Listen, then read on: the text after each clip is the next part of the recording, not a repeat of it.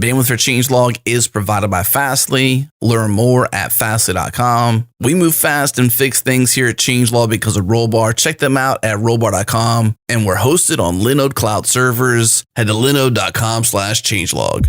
This episode is brought to you by Rollbar.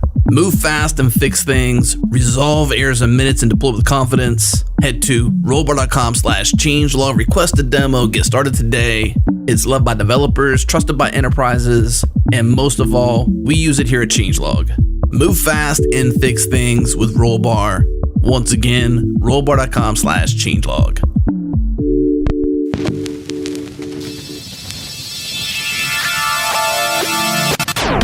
Welcome to JS Party, your weekly celebration of JavaScript and the web. If you're not following at JS Party FM on Twitter, you're missing out on notifications for the live show, clips and highlights from past episodes, links and repos from around the community, and much more. Follow us. You won't regret it. Okay, here's KBall at JamStack Conf with Brian Leroux. You're going to like this one. Party time, y'all. Okay, hello, KBall here reporting live from JamStack Conf SF. I'm here with Brian Leroux, CTO and co-founder of Begin.com. Brian, how are you doing? I'm great. How are you? Doing good. Pumped up on coffee, as is my want Nice. these days. Nice. So, Brian, you're speaking tomorrow, is that right? Yeah, tomorrow I'm going to be talking about progressive bundling. Progressive bundling. Ooh, I'm excited to dig in. Can you tell us more? Yeah, I completely made that word up, so no one's probably heard of it before. When we were building one of the initial versions of Begin.com, we really wanted to get past the build step. We hear about how builds are blazing fast, but usually that's measured in minutes, and that's not great iteration speed. Browsers recently shipped ES modules, and there's ubiquitous support now. And so they were always promised to be this faster way of building things, and we thought, well, can we just build our front end using straight up ES modules with no build step? And not to spoil my talk, the answer is no. But you can get really far, and you don't have to trade this off, and you don't need Webpack. The trick that we ended up arriving on was using a roll-up in the background with a Lambda function to build it once and then cache it in the CDN and leave it there, so it's not a user intervention thing. It's more of an automated process. Okay, so what happens the first time it's requested? So first time you request it, your markup's going to have clean, beautiful, normal HTML, not generated GUIDs or anything like that. So you'll say source script equals the JavaScript name that you want, type equals module. We'll request that path, but that path will actually hit a Lambda function. And that Lambda function will go, oh, they need this module. Do I have it in my cache? Cool, I do. 302 redirect to that cache. If I don't have it in my cache, I'll run roll up once, leave it in the cache, and then 302 redirect to that module. Interesting. How fast is that roll-up build then? So it's been pretty fast for us. We're rather lean on our module selection. I don't think this is going to be something everybody can suffer dynamically today. And again, you don't have to do this across the board. This could be just something you do for some modules. Our entry files typically take around 900 milliseconds the first hit. They're still sub-second, and we're dealing with around 80 modules. So this is pretty quick. Sub-second, and then obviously subsequent quests are, essentially free, right? Yeah, because they're CDN. Okay, Interesting. So you are essentially doing request time bundling for the first request. Yep. And then everything else is cached, and it's just the same as if you built it statically ahead. Yeah, so it's only one hit. What I like about this is it keeps your markup clean. So your markup is just referencing files that conceptually, logically you have on your file system. But the 302 redirect's doing all the caching smarts for you, and so all the ugly GUIDs and stuff are hidden away. What I don't like about this is that, performance penalty, and we're rolling our own caching logic. So, the old joke in computer science is that the hardest problem in computer science is cache invalidation off by one errors. Yes, and naming things. Yes, and naming things. So 3 problems in computer science, or 2 problems in computer science. But you already named it, progressive bundling. Yeah. Right? So you got that one out. Now you're just down to caching. So it made sense, and we think that this is something that gets better with time. So right now, rollups, running with like some speed penalty because it's got to look up that graph locally and do all this hard work of caching. But Lambda functions aren't getting slower, and AWS isn't getting smaller. The scale's growing. Well, I imagine as time comes along, we'll be able to do this and have 0 penalty. Interesting.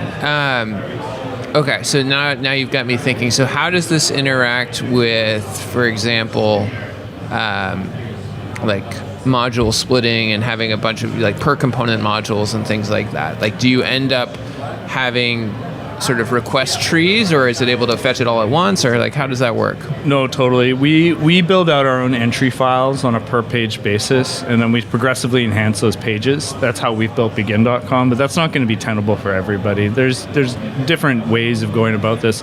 Some people like using syntax as their code splitting points, and so if you use the new async imports, Webpack's smart enough to know where to do all that splitting. This technique isn't that smart. You have to effectively, the code splitting is a manual process where you figure out where you want those splits to happen and then treat those as entry files. And this also doesn't solve the problem that a lot of these bundlers solve really well, and that's legacy support. So if you are targeting IE8, I'm so sorry for you, but you're going to have to stick with that Webpack for a little bit longer. Interesting. So does it only work then with things that are supporting entirely ES6 modules? Yes, which is all the major evergreen browsers. And so that's something, a line in the sand that we can draw. Yeah. Maybe the enterprise can't, though. You might be stuck on IE6 in a VM for some reason. But also on the bundle side, right? Because we've had a conversation related to this before, talking about, okay, how do we get everybody upgrading to using ES6 modules? And one of the challenges is there's, 1 million packages and on NPM right now that different things are referencing, and some of them are essentially stranded, not going to update anytime soon. Totally. Is this able to consume modules that don't use ES6? Yeah, in theory, you could do this with rollup. We're just writing ES6 modules for our client-side JavaScript. I'm really hoping Node gets their ES module support up sooner. It's a shame that TC39 didn't pave that cow path. We're here today, so there's no point in reliving the past. If only the 1 million existing modules had been taken into consideration. But it's a problem. We're using Preact actually largely because they do nice ES6 or ESM builds for us. And so you have to curate your choices, or you end up retranspiling back from CommonJS to ES modules, which adds build time and creates overhead and creates obfuscation also. Like you look at the result of a built Webpack app, and good luck debugging that. Yeah. So okay. So you're still in some essence using a build step. You're not, but you're just doing it in a deferred manner. So what are all of the benefits that you end up seeing from this? Like if you were to spell them out. We're not thinking about how this build works. So the build script that we wrote, I think, is clocking in at like a rough 80 lines of code, which I thought would, probably change and modify a lot. But we've been with it for almost a year now, and very happy. As we add new modules, we just add them. When we're debugging, we can add a flag, and I'll show this in my talk, where we'll allow the waterfall to happen. So even in production, we can say, all right, we don't want the fingerprinted file 302 redirect all the way to the original source files. And then when we do that, we set no cache headers just to make sure that we, don't bite ourselves in the foot. And it works great because we're debugging the real source. There's no source maps. There's no translation step. We're just writing the code that we expect to write, and we see what we expect to see. Interesting. And then in development, you're probably doing that as well. Everything's just built on request. Yeah, it just works the way you would expect it to work, instead of having this kind of moment where your source code transformation becomes a problem that you have to solve in your head, where you're like, okay, how is this going to build and where is this going to build? No more thinking about that. We're just throwing files up. That's pretty cool. So you mentioned this is something you built yourself for Begin. Is this open source? Is it something people can play with? Yeah, I extracted it just today, and I'll be open sourcing it with my slides. It's actually not a lot of code. It's one Lambda function, like I said, and it's really quite short. It doesn't do a whole lot. It only relies on vanilla rollup right now. If you wanted to add more things like code mods or Babel or whatever, you could. You would slow it down in that process. But it's just one Lambda. You could run that anywhere Lambdas run, which is mostly AWS, but Netlify has an answer for that too. And it works. That's interesting. I'm of course, because I'm in the, sort of this JamStack world these days, where I'm thinking about pre-compiling everything, and I'm like, okay, well, there's the benefit of you can cut through, but maybe when you push it out, you automatically hit all those things just to pre-generate the cache anyway. But then you're back to a build step. You are, but and maybe that's okay. And I think we're always going to have one because of this caching thing. So when we were doing this initially, we didn't have any build step. We just had a lot of modules. We're like, okay, this works, but we started to feel the waterfall. You'd have a module that downloads a module that downloads a module. So we solved that by moving all of our manifests up to the top. We do all of our imports in one file. HTTP2 would do what it's supposed to do, and it would download all the modules in parallel, and then the graph would resolve a lot faster. It worked, but all the devs had to know and remember to put things back at that top level, and one bad waterfall ruined the whole dev experience. Worse, you can't control proxy caching. So, if you use a CDN, these things will cache stuff forever. And if you name your file something benign like shoppingcart.js, that might be the only file they ever get for the rest of their life in that browser. And if you need to make a change to shoppingcart.js, that user might never see it. So you have to fingerprint these files and make sure they have a unique fingerprint, usually a SHA. And you get this for free with Webpack and Vue and all these other ecosystem tools. We ended up having to add that ourselves when we did our bundle step with Rollup. Turns out it's pretty trivial, but it's just one of those other things that we had to think about and get bit by to really appreciate what you get out of that build step. Yes. Yeah. I don't know. I may be dating myself, but I definitely remember having things that I thought were going to be static forever, and I didn't worry about fingerprinting, and then having to go and rewrite everywhere that loaded them to add a query param and do something so that I'm busted caches everywhere. And, different operating systems and different users. We found out from a user in Boston, so they must have had a proxy at their ISP level or something, and it was a painful day. That said, adding all this stuff back wasn't too bad either, and it built my appreciation for why we do these build steps. Yeah, for sure. So I want to explore something else that you've worked on. Oh, yeah. So we're talking a lot about using Lambda functions and things like that, and I was looking at Architect, which I think is also you. Is that right? Yeah, that's your yeah. baby, or one of them. I'm a maintainer on. I'm not the sole individual dictator on that project. One of the drivers of it. It's a solution for making AWS a little more tenable. So Amazon is an amazing ecosystem. It's the largest cloud provider by far, and it's not getting smaller, and it's not getting easier to use. And then when you go into that console for the first time, it's extremely intimidating. There's services all over the place. I had to write out this document the other day to explain how to set up DNS, and it involved 4 services, and there's nothing you can do about that. You need certificates from ACM. You need to put your records in Route 53. You probably have a CDN at CloudFront, and the amount of configuration it takes to set these up is it's a lot, and it's intimidating. And so this is why there's a lot of solutions out there to make AWS more tenable, and Architect's one of those. So I was looking at it, and at least the marketing for Architect seemed very focused on serverless JamStack style stuff. Is that an accurate representation? It's for webby stuff, and you can do JamStack stuff. I think it's a fair-ish way of looking at it. A lot more dynamic, though. So we do the wild and crazy thing. We put a Lambda function at the root apex of our website. And that Lambda function serves HTML. I know, it's wild. And at first everyone's like, what, can you do that? And it's like, yeah, you can serve text. You can even serve JSON. And JSON and HTML are both text. Why would you do this? Well, maybe you want to server render stuff. Maybe you want to dynamically render things. And you have to remember, we're putting it behind a CDN. So you're not hitting it millions of times. You're hitting it once, and it's getting cached ideally forever. Right. So Architect allows for the JamStack pattern, but it goes a little bit beyond that, and that you can do anything that you can do with CloudFormation. We pave the path for doing DynamoDB, Lambda functions, and background tasks using SNS and SQS. Make that really easy. So this kind of encompasses the core of what you would need for building a web app. Traditionally anyways. You might need a database, you might need background tasks that are long running. If you don't need those things, absolutely don't do that. But when you do hit a certain point of scale or a certain amount of sophistication with your application, you're going to need to do these things. And when you do, going into Amazon seems like a pretty big ask. And so Architect just paints over the CloudFormation. It has a high-level manifest format. It's plain text. You can read and write it. And it generates CloudFormation under the hood, which is Amazon's blessed way of generating infrastructure.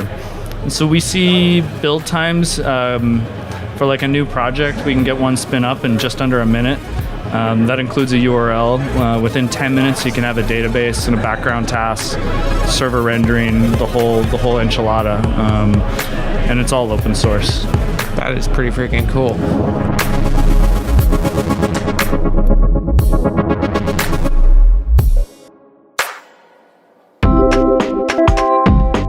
Linode is our cloud server of choice.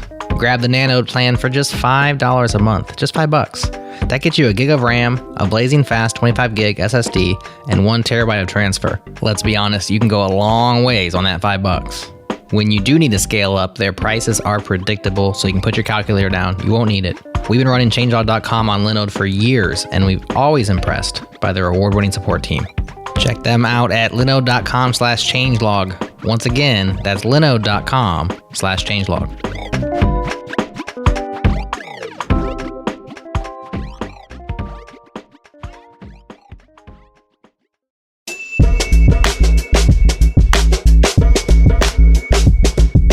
I was looking at it. I've been doing a lot of work in Kubernetes recently, and I was like, holy smokes, this looks a lot simpler.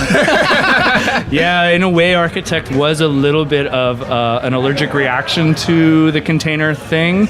I don't want to trash on any technologies. I don't believe in zero-sum thinking. I think tech's all additive, but if you have a monolith and you're load balancing it, Kubernetes is probably the way to go. If you're starting a greenfield project today, and you want to build it like serverlessly, you probably do not need Kubernetes or want to even get near it. And it's totally okay if you're using Kubernetes, and it's totally fine if that is something you think you need. But we probably don't need it for most webby use cases anymore. It's more for traditional application server type things. Yeah, so maybe you can talk through a little bit, because my head is still very much in, even as I have some projects that are kind of microservice-y, but it's still, I'm running a bunch of web servers. Yeah. That is not necessarily the architecture of the future that we're talking about here. So what goes into thinking about a modern webby architecture from your perspective? Yeah, so the beauty of the function as the primitive lets us step away from that metaphor of a server or a monolith. And so now every route in your application can just be a function that responds to an HTTP request. And it's a little bit weird way of thinking. If you came from the Node community, you might be used to the small modules world. And the sort of joke I like to say, people will be like, oh, now you have all these functions. It's just like all this different like stuff, and it's hard to manage. But you know, a Rails app has a lot of functions too. It just doesn't have any isolation between them. And that's a key thing to note, because this isolation allows parallelization. So we can deploy functions in parallel. When you're deploying a monolith, you deploy the whole thing all at once, and if it's a big thing, it might be multiple gigabytes. That means multiple minutes, if not an hour, before you've rolled all your fleet of orchestrated servers. With Lambda functions, your deployment time is as long as your largest function, which is usually sub 5 megabytes. And if you have hundreds of these, they still all deploy it in parallel, so you get these super fast iteration speeds.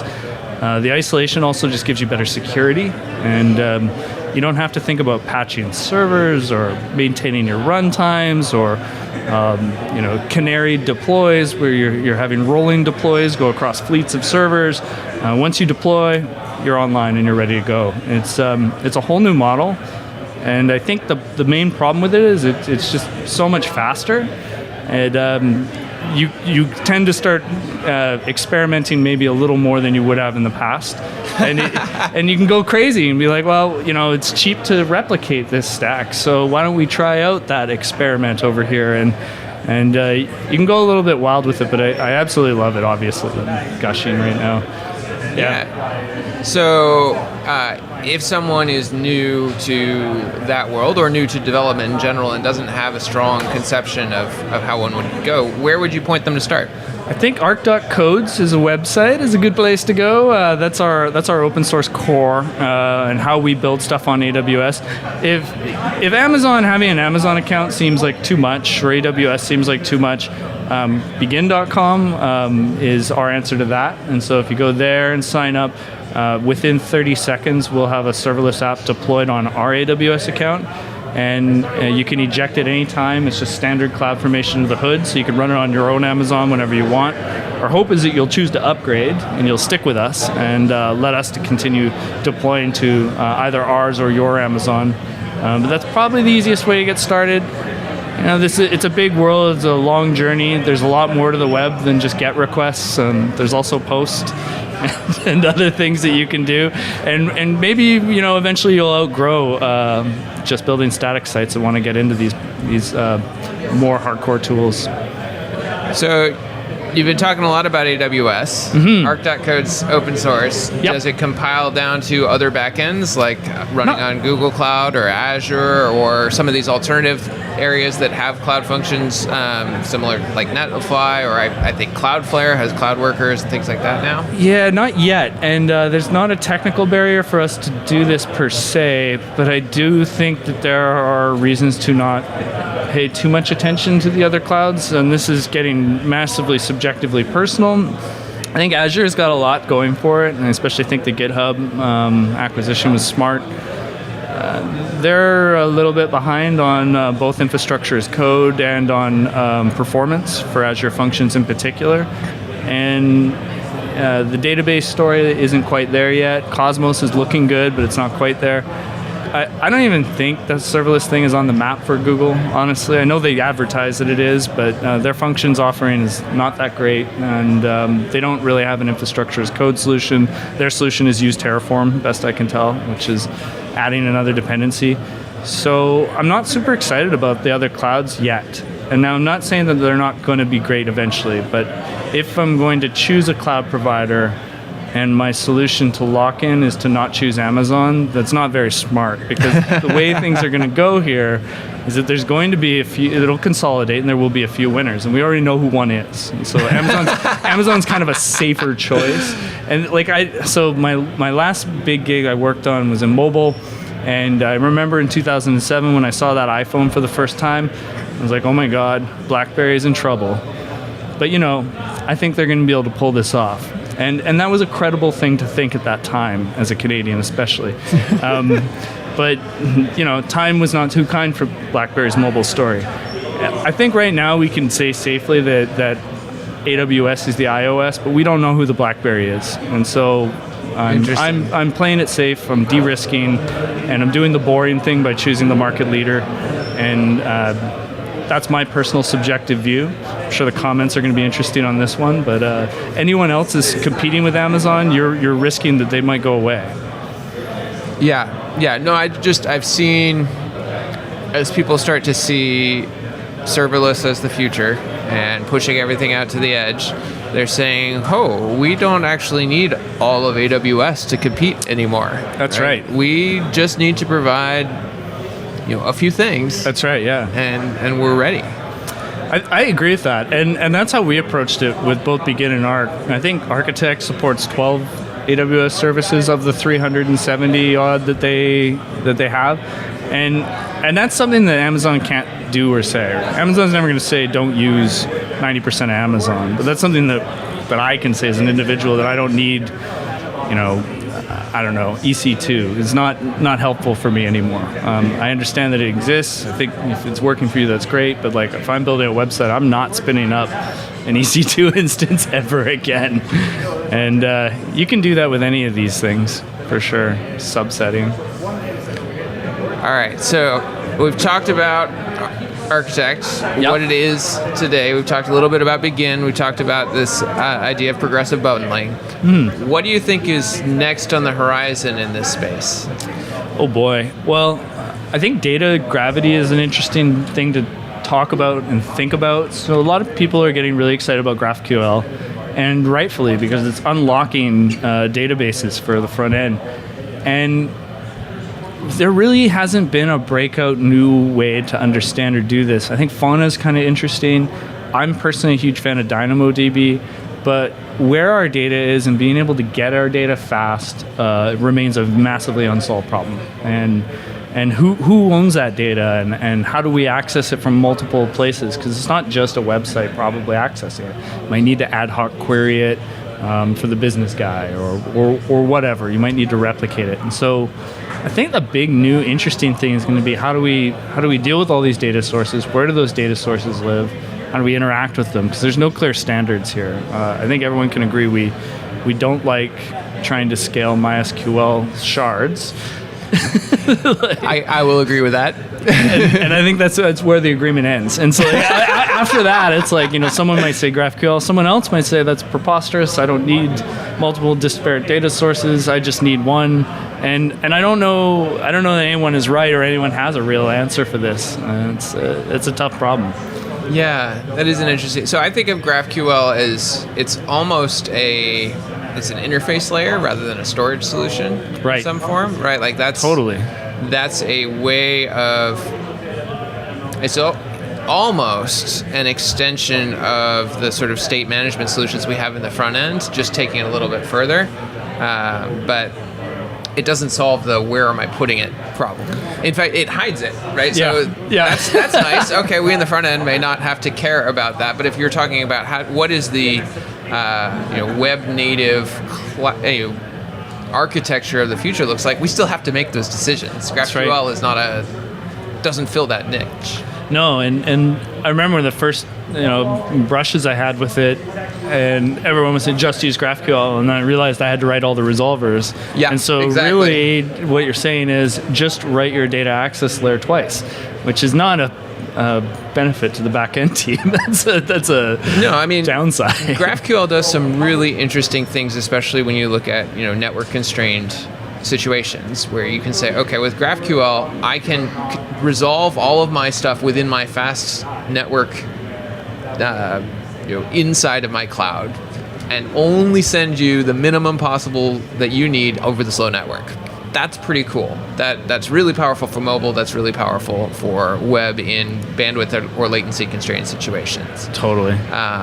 But yeah, it's not a backend solution. It's no, and also the client side resolving subscription thing is still a little bit janky. Feels a little bit weird. Mutations still feel a little bit weird. So I think there's work to be done. There's a lot of work to be done in this world, especially now that data's cheap. And the clients are getting more powerful, and they're staying on longer, and they've got local storage. And there was this project PouchDB back in the day that did a lot of awesome syncing with CouchDB instances.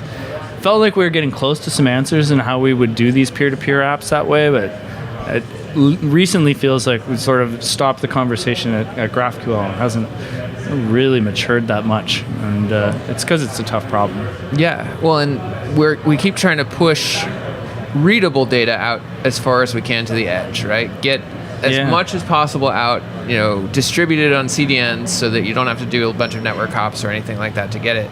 That doesn't really work very well for mutatable data. Yeah, and I have no answers for this. I have no idea. I mean, we've been playing with doing our own sort of subscription stuff with API gateways, WebSockets. It's definitely Wild West right now, and there's no good answers. What I do like are patterns like Redux and having a single state atom and being able to update that dynamically and have my tree re-render in a way that I somewhat expect it to re-render. All that seems like we've that feels like we've done a good job. We figured that part out, but I still don't know about the transport. I still don't really know about the query language, and I still don't really know about the persistence part. And those are big open questions. Sorry, I don't have any answers. No, that's okay. Yeah. Well, I don't either. Otherwise, I wouldn't be asking you, right? Yeah. But it is interesting. So one of the things that strikes me about what you just mentioned is the part that feels right to you is that we've moved to this state-driven declarative approach for the UI. And actually, that was one thing that I didn't mention earlier, but I noticed about Architect when I looked at it, is it looked like essentially declarative infrastructure management, where Very you're saying, much this so. is what I want, make it happen. Yes, that's important to me. And there's a little bit of debate about this in the serverless community right now. So what everyone can agree on is CloudFormation is verbose and complex and brittle. And some of that is downstream of the fact that it's often written in YAML. And so if you have a really large YAML document that's deeply nested and you miss one space, it's still going to be valid YAML, but it's not going to be valid CloudFormation, and you're going to have a bad day. So did I mention I've been using Kubernetes a lot?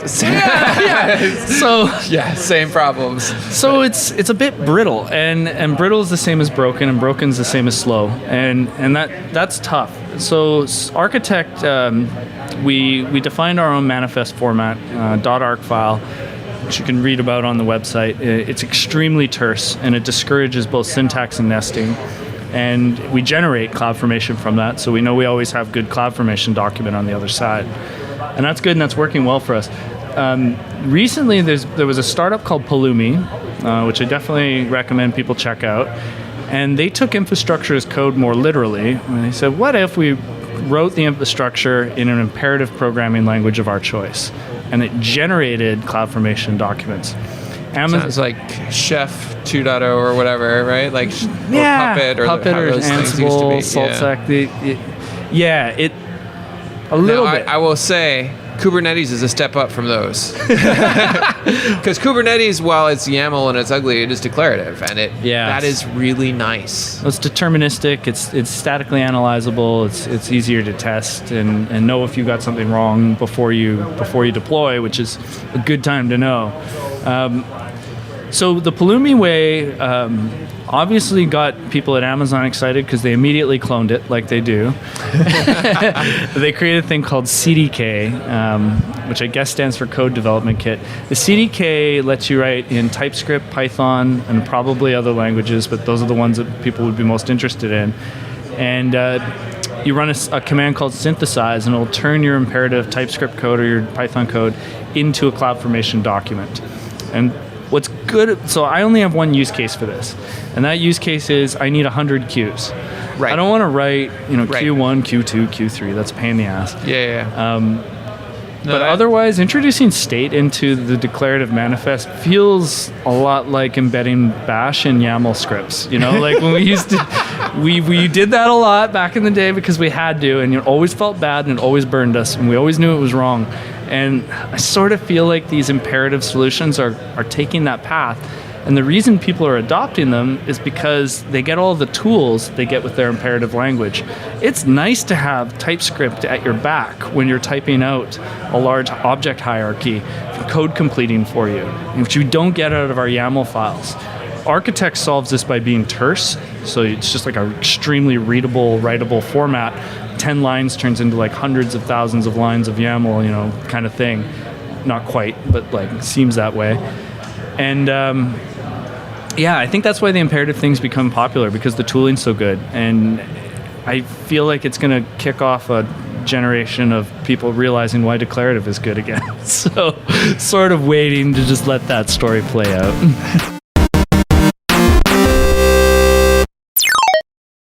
We deserve a better internet, and the Brave team has the recipe for bringing it to us. Start with Google Chrome, keep the extensions, the dev tools, and the rendering engine that make Chrome great. Rip out the Google bits, we don't need them. Mix in ad and tracker blocking by default, quick access to the Tor network for true private browsing, and an opt-in reward system so you can get paid to view privacy-respecting ads, then turn around and use those rewards to support your favorite web creators like us. Download Brave today using the link in the show notes and give tipping a try on changelog.com.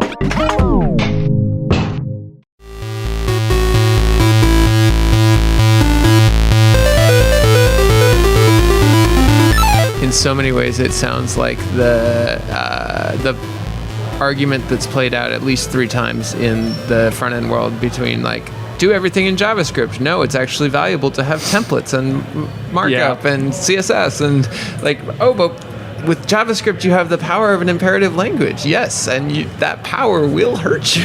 And configuration management is almost more dangerous. So we like to talk about how code's a liability, which it definitely is. So you want to minimize it. Less code to do the same job, less surface area for problems. Pretty simple. Why we want to keep our depth trees small. Configuration is also a liability. It's a runtime dependency. And if you have lots of it, it's brittle and dangerous because you can automate destruction. Like you can literally like say wipe out fleets of databases or whatever, and that's that is true. Extremely powerful, but extremely dangerous too. I think the answer is do what's feeling right for your team and try and do as little of it as possible. I don't think there's necessarily a right or wrong answer here. Some teams prefer OO style, and they get good mileage out of that. They like to be encrusted in tools and code completion, and that's fine. Some people prefer more functional style, which is separating your data from the things that act on it and having pure functions. And I think that declarative-y style is also good. Needs less tools, usually is more terse, requires digging deeper and understanding what that code's doing because there's less information hiding going on. And it's not really an either or, it's really where are you comfortable and what do you want to do with your team. Makes sense. That's the safe answer. I mean, I prefer declarative stuff myself. You could take a strong opinion, but no, I mean, it's very true. I mean, you do what's working for you. At the end of the day, what matters, you ship something that works. That's right. Yes. Your customers don't care. I mean, you could be writing Fortran. And if you're writing Fortran to generate web apps right now, I'm shocked, but I'm impressed. And your customers don't Somebody care. is generating JavaScript from Fortran right now. I guarantee it. I know. It's probably happening. Or COBOL or something. Yeah.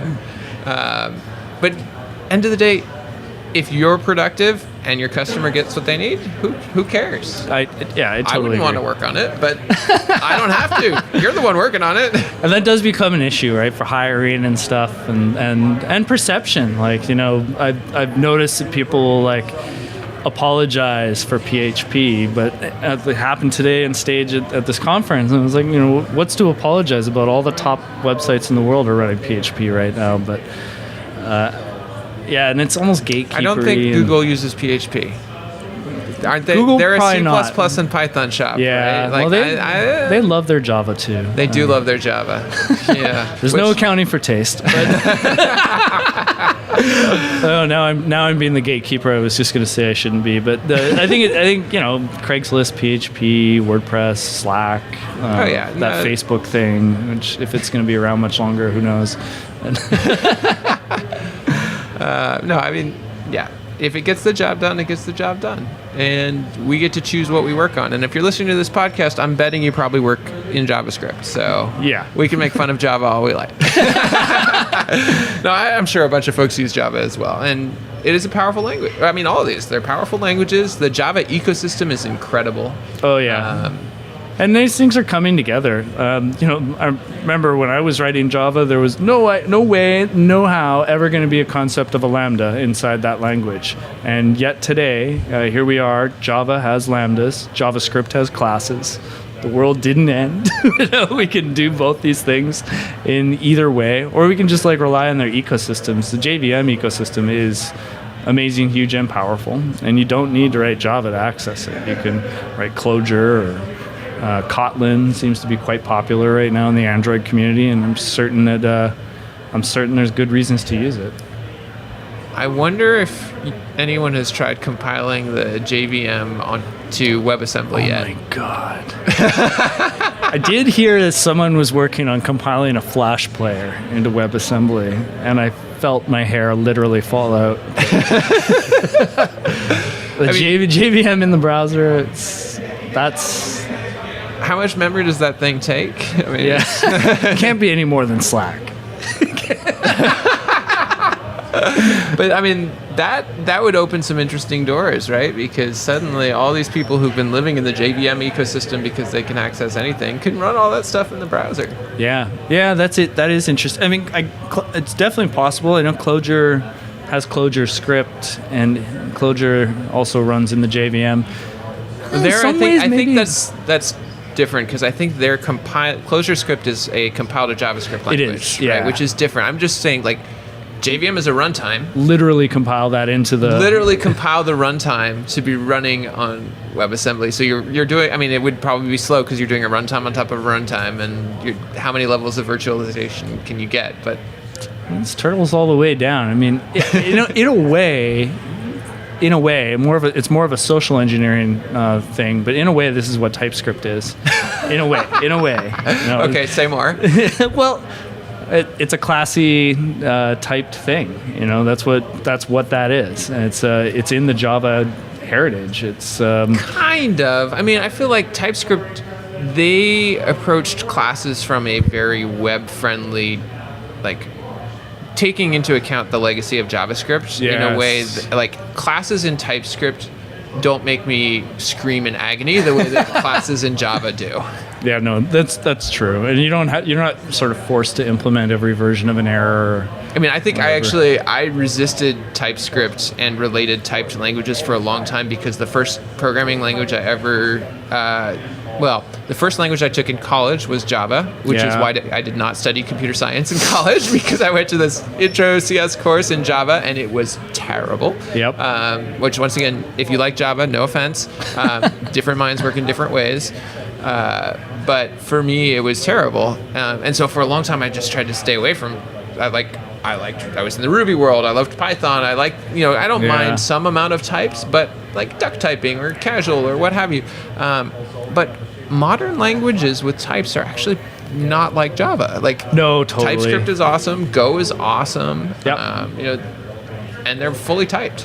Yeah, and I think it's like a difference in the programming style a little bit too. Where it drew me in was the docs, TS doc. Mm-hmm. Having that declaration at the top of a file, it tells me what the hell person is useful. That's extremely useful. I'm not hunting in the code looking to figure out what the properties on that object are.